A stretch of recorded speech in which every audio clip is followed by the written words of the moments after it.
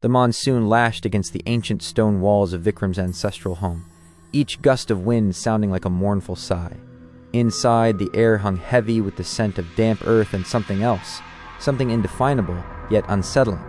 Vikram, a pragmatic architect in his late 20s, had inherited the sprawling, isolated estate after his grandfather's passing. Despite the locals' whispered tales of it being Asupalakita, haunted, he had dismissed them as folklore. He was a man of blueprints and concrete, not specters and shadows. Yet, since he had moved in a month ago, an inexplicable loneliness had begun to gnaw at him. The vast, empty rooms echoed his solitude. One rain-swept evening, while exploring the dusty attic, he stumbled upon a locked wooden chest. Curiosity overriding caution, he forced it open. Inside, nestled amongst yellowed silks and dried flowers, was a portrait of a woman of ethereal beauty. Her eyes, though captured in paint, seemed to hold a profound sadness, a silent plea. An inscription on the back of the frame read, "Mohini, lost too soon." That night, Vikram dreamt of her. Mohini. She floated through the shadowy corridors of his home, her laughter like the tinkling of wind chimes, her touch like a fleeting breeze. He woke with a start, the dream lingering like the phantom scent of jasmine. He tried to rationalize it. The old house, the melancholic portrait, his own isolation playing tricks on his mind. But the dreams persisted, growing more vivid each night.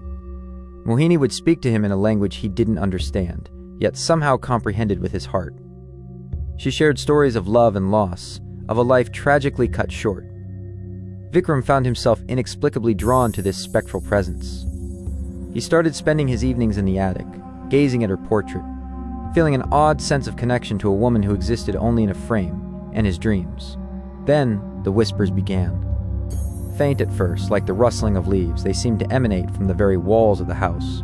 They spoke his name, a soft, melancholic murmur that sent shivers down his spine. Objects would move inexplicably, a book falling from a shelf, a door creaking open in the dead of night. Vikram tried to find logical explanations, blaming old house quirks and drafts, but a seed of unease had been planted. One particularly stormy night, the power went out. The house plunged into absolute darkness, the only sound the relentless drumming of rain. Vikram lit a kerosene lamp, its flickering flame casting long, dancing shadows. As he navigated the unfamiliar darkness, he heard it, a distinct sob coming from the end of the hallway. His heart pounded in his chest. He followed the sound, the lamp trembling in his hand. He reached Mohini's room, a chamber he had avoided until now. The air inside was icy cold, despite the humid night.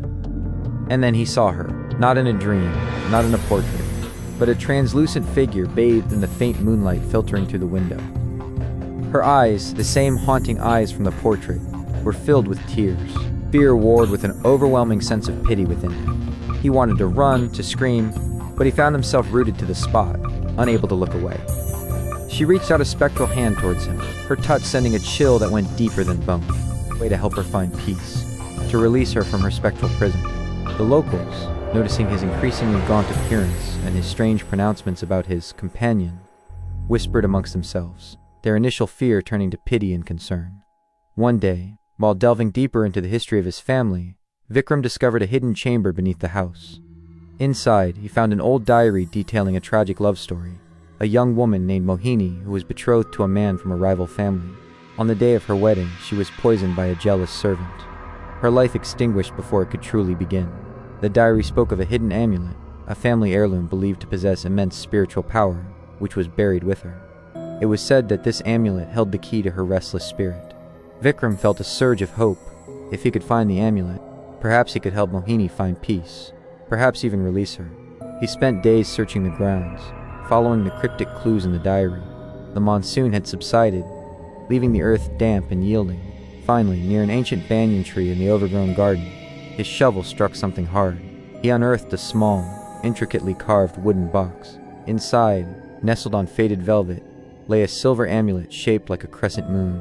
As he held it in his hand, a wave of energy pulsed through him, and the air around him shimmered. That night, Mohini appeared more solid than ever before. Her eyes, though still filled with a hint of sadness, held a newfound light. "You found it," she whispered, her voice filled with emotion. The Chandraka. Vikram felt a surge of triumph. He had done it. He had found the key to her release. But as he looked at her, A pang of fear shot through him. What would happen when she was finally at peace? Would she disappear forever, leaving him alone once more in the echoing silence of the old house? He didn't have to wait long to find out. As he held the amulet towards her, a brilliant white light enveloped them. Vikram closed his eyes, bracing himself for the inevitable goodbye. But when he opened them again, Mohini was still there, not as a translucent figure, but as a woman of flesh and blood, her hand reaching out to touch his. Her skin was warm, her touch real. The sadness in her eyes had been replaced by a look of profound love and gratitude. "The amulet," she said, her voice now warm and vibrant. "It didn't just hold my spirit. It held the stolen years of my life. You have given them back to me." Vikram was speechless, his mind reeling. A ghost, now a woman of flesh and blood? It defied all logic, all reason. Yet, here she was, real and tangible in his arms. Their reunion was filled with tears and laughter, a mixture of disbelief and overwhelming joy. Mohini told him of the centuries she had spent trapped between worlds, her only solace the fleeting connection she felt with him in his dreams. The amulet, it turned out, was not just a spiritual anchor but a vessel of life force, waiting for the right person, the right act of love, to unlock its power. The miracle of Mohini's return spread like wildfire through the village. The Asupalakita house was no longer a place of fear, but a testament to a love that transcended the boundaries of life and death. Vikram and Mohini's story became a legend, whispered in hushed tones on moonlit nights. They rebuilt their lives together, their love a beacon of hope and wonder. The old house, once a symbol of loneliness, was now filled with laughter and the warmth of their shared existence. Vikram found a renewed passion for his work, his designs now infused with a sense of magic and possibility. Mohini, after centuries of being a mere observer, embraced life with an unbridled joy, exploring the world that had been denied to her. Years passed. Vikram and Mohini's love deepened with each passing day, their bond forged in the crucible of the supernatural. They were living proof that love could conquer all, even death itself. One evening, as they sat hand in hand in their garden, watching the fireflies dance in the twilight, Mohini turned to Vikram, her eyes filled with a familiar yet now joyful light. "Vikram," she said softly, "there is something I need to show you." She led him to the ancient banyan tree, the same spot where he had unearthed the amulet. At its base, nestled amongst the roots, was a small, glowing orb. It pulsed with a soft, ethereal light, and as Vikram looked closer, he could see faint images swirling within it. Moments from their life together, their laughter, their love. "This," Mohini explained, her voice filled with wonder, "is the essence of our connection. The miracle that brought me back is not a one-time event. Our love has created something more." As Vikram reached out to touch the orb, a vision flooded his mind. He saw not just their present happiness, but a future filled with possibilities, a future where the boundaries between the living and the spectral blurred, where love could bloom in the most unexpected of circumstances. Vision faded, leaving Vikram breathless. He looked at Mohini, her eyes mirroring his own awe and wonder. The glowing orb pulsed gently between them, a tangible manifestation of their unique bond. What is it?" Vikram stammered, his mind struggling to grasp the implications of what he had seen. Mohini smiled, a radiant expression that lit up her face. "It is the echo of our miracle, Vikram, a testament to the power of our love. It shows that what happened to me wasn't just a fluke, a twist of fate. Our connection has created something extraordinary, something that exists beyond the veil." Over the next few weeks, they experimented with the orb, carefully and cautiously. They discovered that it responded to their emotions, glowing brighter when they were happy, dimming slightly when they were sad. It seemed to hold a fragment of the energy that had brought Mohini back, a concentrated essence of their intertwined destinies. One day, a renowned parapsychologist, Dr. Sharma, who had heard the whispers of the miraculous events at Vikram's ancestral home, approached them. Initially skeptical, Dr. Sharma was astounded by Mohini's story and the tangible energy emanating from the orb. He spent days studying it, his scientific mind grappling with the inexplicable. "This defies everything I know," he admitted, his voice filled with a mixture of disbelief and excitement. "The energy signature, it's unlike anything I've ever encountered. It's as if the very fabric of reality has been rewoven in this place." Dr. Sharma's research brought a new understanding to their situation. He theorized that the intensity of Vikram's love and his selfless act of finding the amulet had created a unique conduit, drawing upon latent energies within the house and the land itself. The orb, he suggested, was a focal point of this energy, a stable manifestation of the miracle that had occurred. However, Dr. Sharma also cautioned them. Such potent energy could attract unwanted attention. There were those who would seek to exploit it, to understand its secrets for their own gain. He advised them to be discreet, to protect the extraordinary gift they had been given. Their lives settled into a new rhythm, a delicate balance between their profound love and the awareness of the extraordinary circumstances that surrounded them. They cherished each moment, their bond strengthened by the knowledge of the miracle they had shared. One crisp autumn evening, as they strolled through their garden, they noticed a subtle shift in the air. The familiar scent of jasmine, usually faint and fleeting, was now stronger, almost palpable.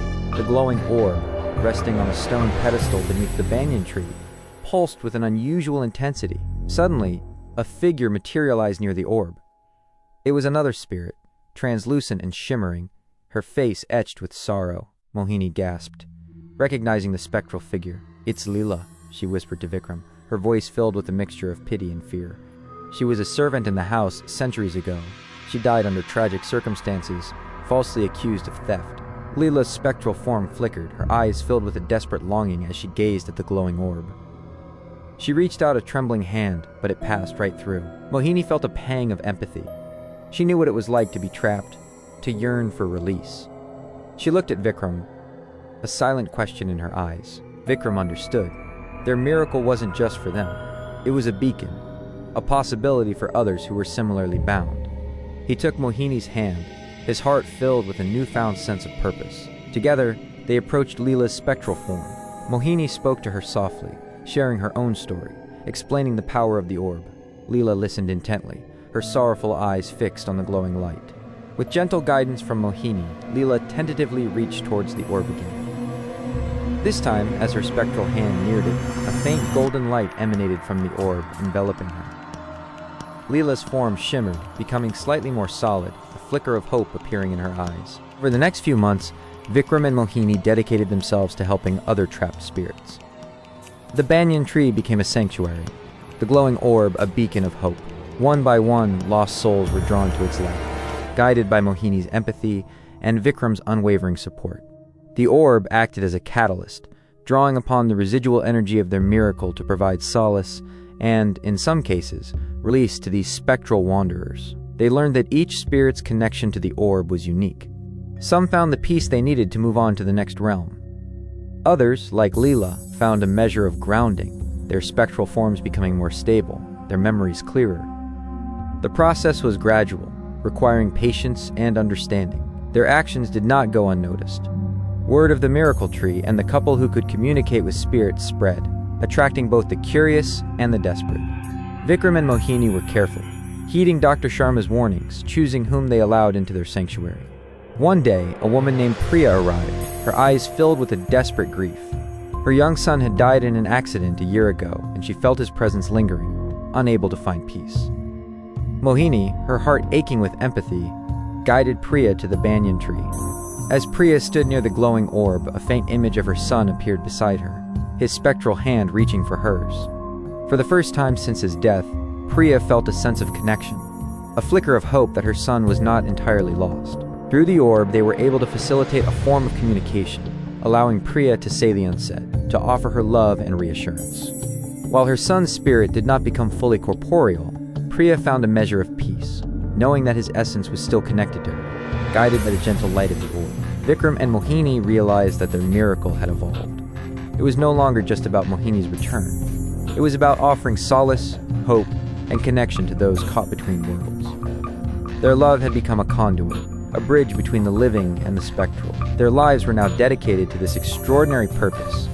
They worked tirelessly, offering comfort and guidance, their home transformed into a sanctuary of healing and understanding. The whispers that now echoed through the halls were no longer mournful sighs, but soft murmurs of gratitude and peace. The glowing orb beneath the banyan tree continued to pulse, a constant reminder of the miracle that had brought them together and the extraordinary purpose they had found.